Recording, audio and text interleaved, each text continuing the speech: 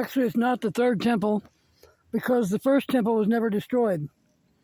Look, this is all right here in the Bible. I'm not making anything up, nothing up my sleeve. So let's dive in. 1 Kings chapter 8 shows the day that the Ark of the Covenant was brought into the first temple in like a big ribbon cutting ceremony. A multitude with no man could number. And verse 11 even says that, I don't have my Bible in front of me, so look, you can go, when I give you the scriptures, everybody needs to go back and check out what I'm saying for yourself, okay? But I'm going to story tell it to you.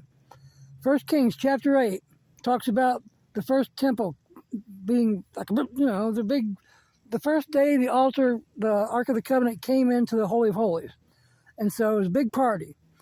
And verse 11 even says that the glory of the Lord was so great, it chased the priest from the building. All right? And then in verse 12, though, it says that God said he's going to dwell in thick darkness.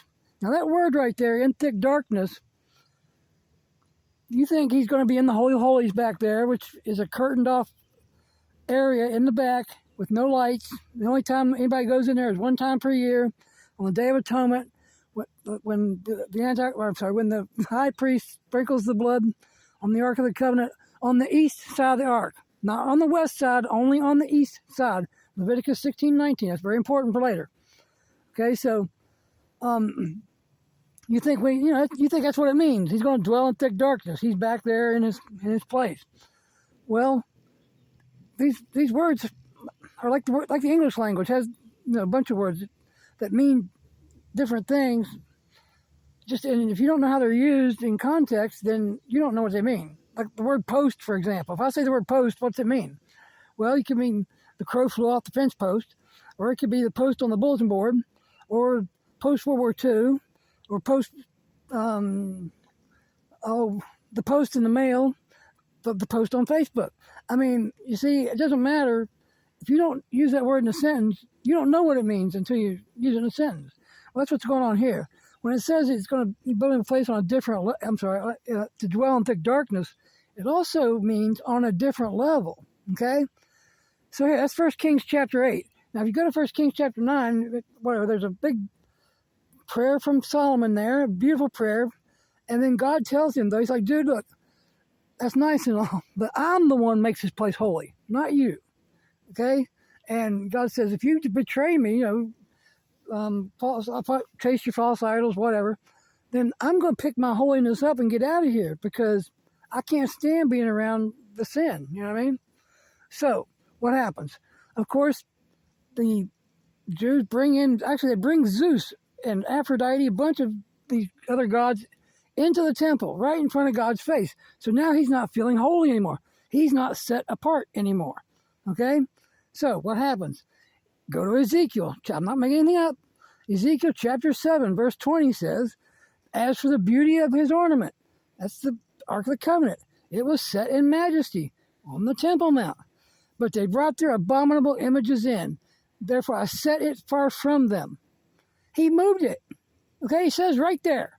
Okay, and this is before King Nebuchadnezzar could get there to destroy the place. So right there, the first temple was never destroyed.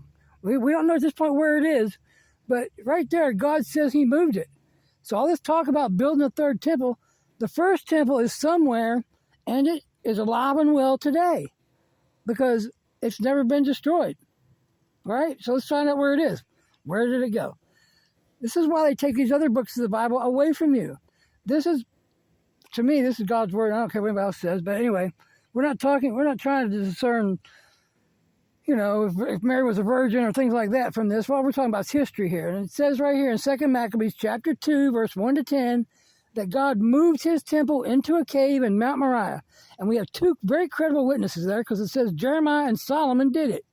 Jeremiah took the Ark of the Covenant. By the way, he also took the tabernacle of David, which is very important because that's God's original temple. I mean, that's the tent he ran around in before Solomon built this other monstrosity that God never even asked for. Anyway, so, he got the tabernacle of David, the Ark of the Covenant, the table of showbread, all the gold stuff. Anything that was gold came out of there, right? And they put it in this cave in Mount Moriah. And verse 9 says, Solomon, being wise, thought to dedicate the cave as a temple with a burnt offering. Okay, so I just told you about this other the dedication on the Temple Mount, big party with a multitude no man can number, which is Revelation language here in 1 Kings. And now I'm showing you this other dedication ceremony in a temple in the cave, dedicating it as a temple. So that's where it is right now. Now, where is it? Well, it turns out this is the very same spot where Abraham offered up Isaac, and then 2,000 years later, on the very same day, on the very same spot, is the place Yeshua died. This is the holiest place on the earth. As Christians, you Gentiles especially, you've never sacrificed anything, so you don't know. What happened to the blood of Yeshua when they stuck the spear in his side? If his blood falls on the ground to be trampled under the foot of man, he's not the worthy sacrifice.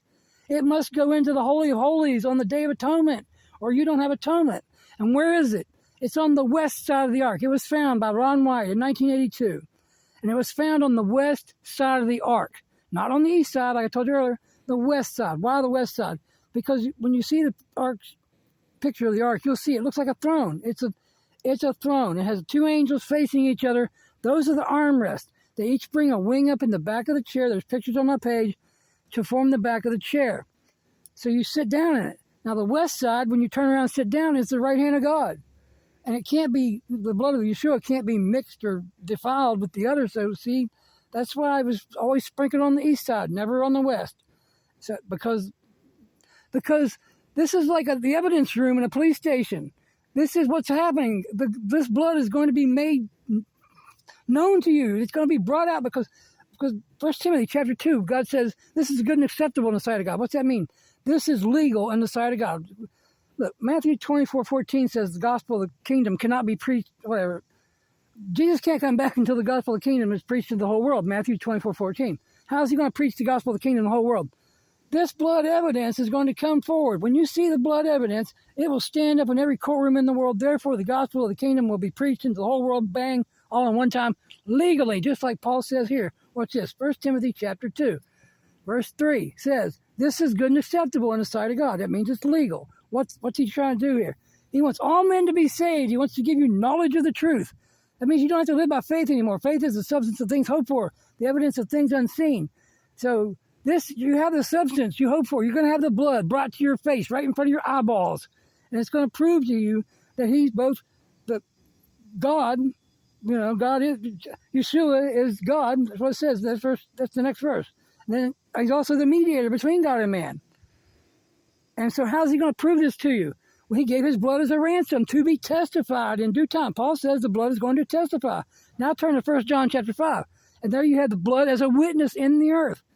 Okay, the blood as a witness in the earth. That's what it says right there. And also it says that you have the witness of man. That's like Matthew, Mark, Luke, and John, your pastor, preacher, whatever, parents.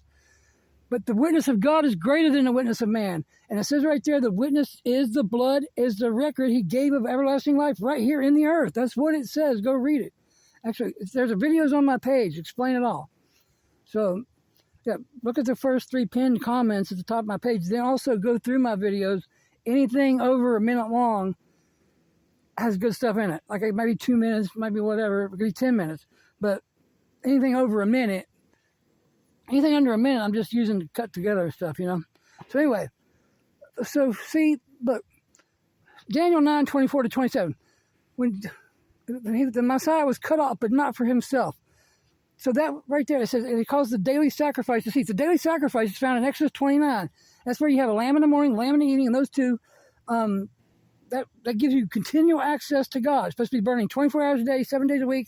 And it says right there, it gives you continual access. Well, when Yeshua died on the cross, his blood went down the earthquake crack, landed on the Ark of the Covenant, ratifying the old covenant for those who came before, and the new covenant for those of us today, confirming the covenant with many. See, that was it's not a land treaty or peace deal, whatever. Jesus' blood. The blood covenant was made in blood, could only be confirmed with blood. Now, there's a prince with a capital P and a prince with a small p. The prince with the small p, you're going to see the Ark of the Covenant come forward again. The Antichrist is going to show you the blood of Yeshua, but he's going to say the blood belongs to him as he casts truth to the ground. Okay?